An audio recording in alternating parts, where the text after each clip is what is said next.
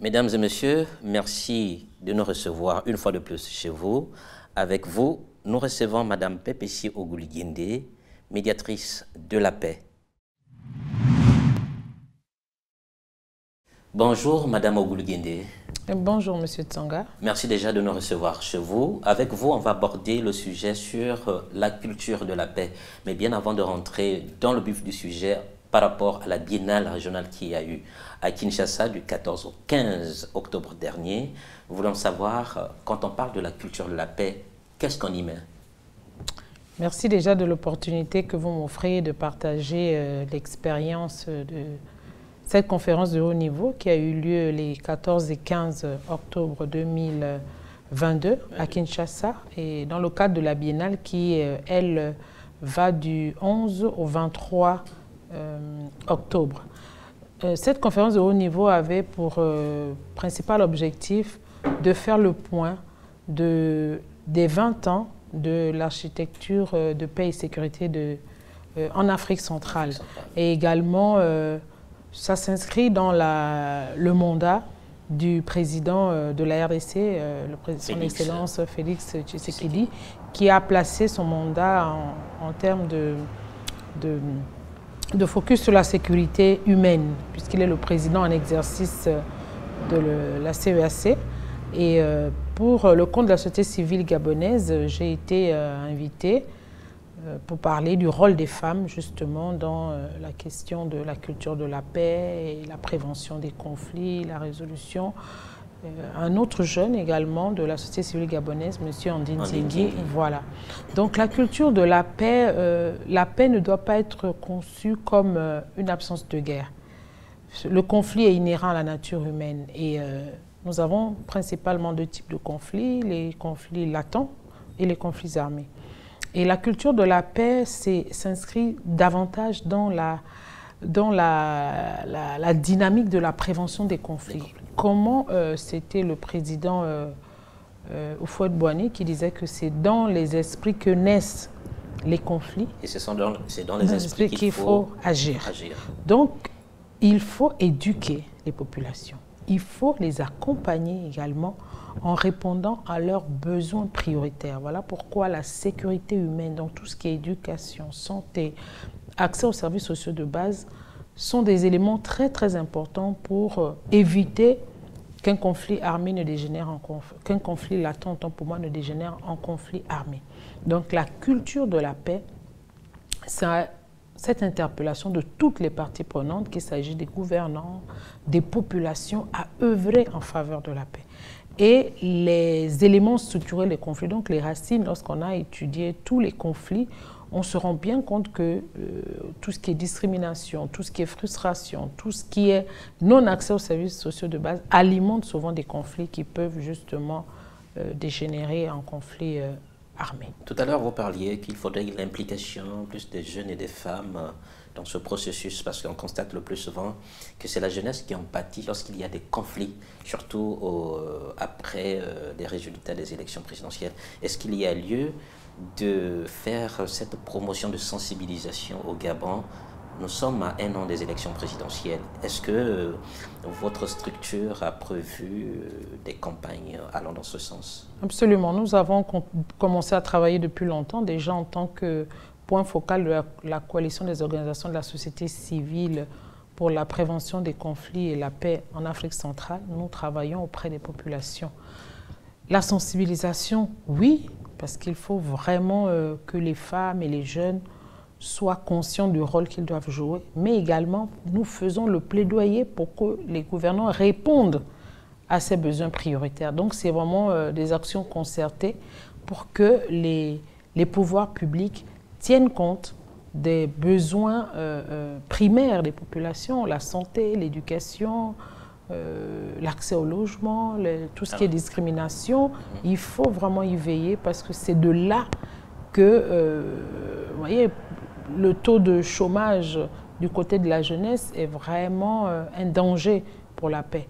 Les femmes également, et je salue vraiment les efforts qui ont été faits au Gabon depuis ces dernières années. C'est cette expérience qui a été également partagée au cours de cette conférence de haut niveau pour montrer comment les femmes au Gabon travaillent au quotidien, peut-être sans le savoir, et leur travail n'est peut-être pas suffisamment valorisé, mais ce travail auprès de la communauté est une manière de prévenir les conflits. Et le Gabon a vu en 2016, lors de la campagne, la caravane de la décennie de la femme, on a vu les femmes en action, les femmes au devant de la scène.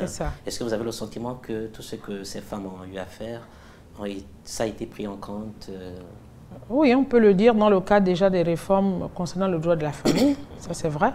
Mais il reste beaucoup à faire parce que le pilier économique et on a également abordé la participation politique en termes de représentativité. Vous savez, le Gabon a fourni d'énormes efforts pour la promotion des droits des femmes, mais l'un des indicateurs clés, c'est souvent le taux de représentativité. Ce sont quand même des indicateurs, ce sont des normes internationales.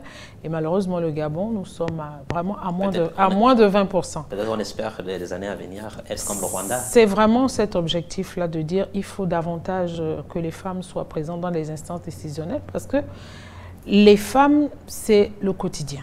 Oui. Donc, l'objet aussi de cette rencontre, le fait d'avoir associé, et ça nous saluons, les efforts du président de la CFC, tous les experts, pour dire la question de la paix ne doit plus être qu'une question institutionnelle. Elle doit être une question qui intègre toutes les composantes. Il faut une inclusion de la société civile pour que lors des débats, des échanges et même de la prise de certaines grandes décisions, que le quotidien des populations soit également impliqué. Donc, il n'y a pas mieux que les femmes et les jeunes pour venir donner leur avis et exprimer leurs besoins pressants.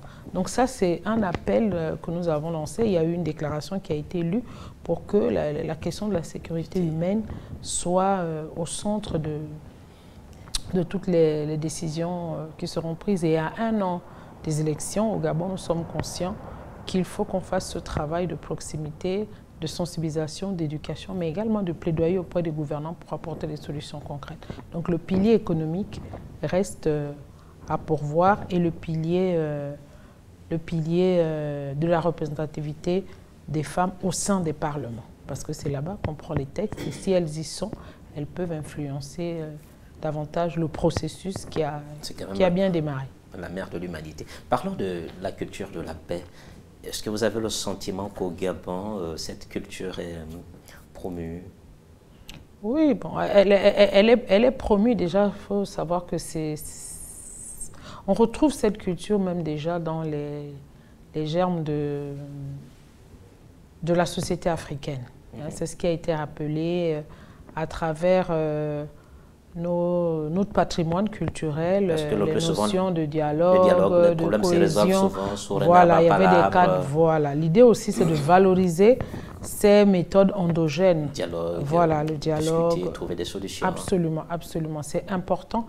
Mais on se rend compte que, comme on le dit, ventre affamé n'a point d'oreille. C'est-à-dire que lorsque les problèmes sont tellement importants, on a en face de nous ce qu'on appelle des populations qui ont une perte de pouvoir cognitif. En fait, ils n'écoutent plus tout ce qui se dit. Donc, c'est vraiment notre travail de médiation, de dire aux gouvernants, continuez à apporter des solutions concrètes parce que de l'autre côté, les gens sont complètement audibles. Et lorsqu'on est audible, malheureusement, on peut prendre des décisions qui auront des dégâts assez importants. Justement, vous venez de soulever un point très important parce qu'aujourd'hui, on constate qu'il y a une prolifération de violences au sein de nos établissements scolaires.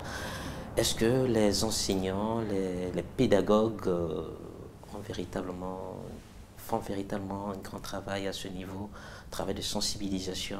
Parce que de plus en plus, on voit des enfants qui, malheureusement, prennent du matériel, des armes blanches et n'hésite pas à enfoncer à son camarade. C'est bien d'en parler. Voilà pourquoi on parle de sécurité humaine, pour ne pas voir la question de la paix tout simplement à travers les armées, la défense. Déjà rappeler que le deuxième pilier du pouvoir, c'est l'obéissance civile. Donc ce sont les femmes, ce sont les jeunes qui sont les plus nombreux.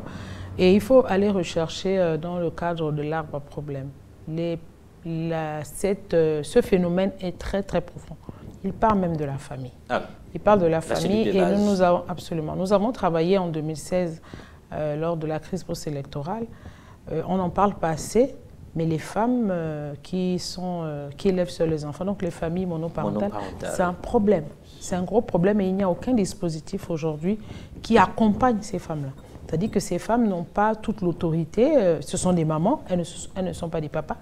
Et ces enfants, malheureusement, sont en permanence en crise. Donc, si déjà à la maison, il y a cette crise d'autorité, et n'oublions pas tout ce qui est consommation de stupéfiants. Voilà. Donc, c'est une question qui doit, pas seulement au niveau du ministère de l'Éducation nationale ou des psychologues, c'est vraiment une thématique qui doit interpeller toute la société pour que des mesures soient prises et des mesures vraiment qui tiennent compte de tous les aspects. Il y a eu un séminaire l'année dernière qui a été organisé. Je pense qu'il y a eu de grandes résolutions. Il faut agir. Accompagner ces enfants. Vous savez, on trouve des enfants à l'école, mais ils n'ont pas le même statut. Là-dedans, on a des orphelins, on a des enfants qui sont issus des familles monoparentales. Il y a des enfants qui sont même chefs de famille tout en étant au lycée parce qu'ils ont perdu leurs parents. Donc, c'est important de faire un véritable diagnostic et prendre des mesures idoines. Justement, on va aborder, parlons de la Biennale, vous revenez de Kinshasa. Là-bas, vous avez parlé de la culture de la paix, mais malheureusement, on constate qu'à l'est de ce pays, il y a toujours ces conflits qui, malheureusement, endeuillent pratiquement quotidiennement les familles. Est-ce que en parler davantage pourrait freiner ce phénomène qui est triste? Ils en parlent, hein. C'est vrai que les médias relaient beaucoup d'informations, mais en étant sur place, on se rend compte que on a beaucoup de citoyens engagés dans ce pays. La société civile est une société civile vraiment très active qui défend davantage les droits de ces populations. Mais le problème, à mon avis, il est tellement complexe parce que nous avons, de ce qui ressort, tous ces intérêts économiques en termes de ressources du sous-sol. Je ne vais pas m'aventurer à en dire plus, mais je reconnais que il y a du travail qui se fait. Vraiment, la société civile est très active.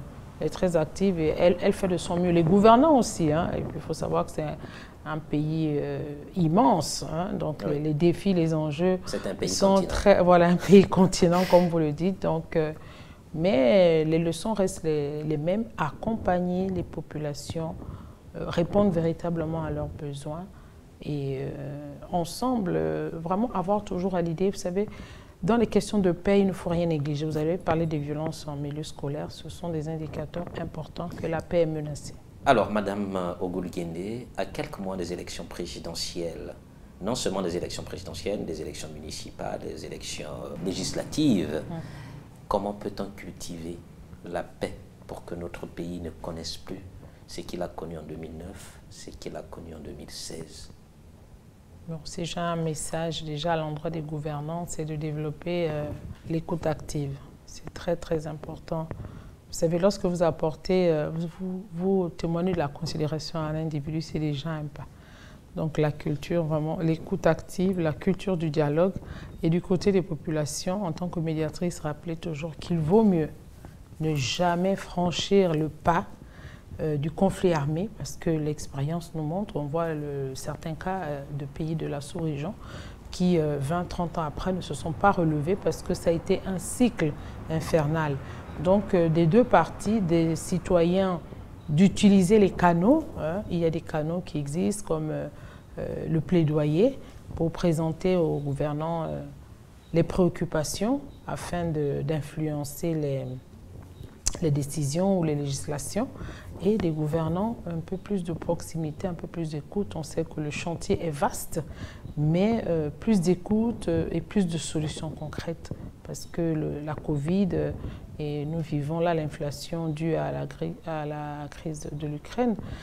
Donc, qu'est-ce qu'on peut faire? Mais surtout travailler ensemble.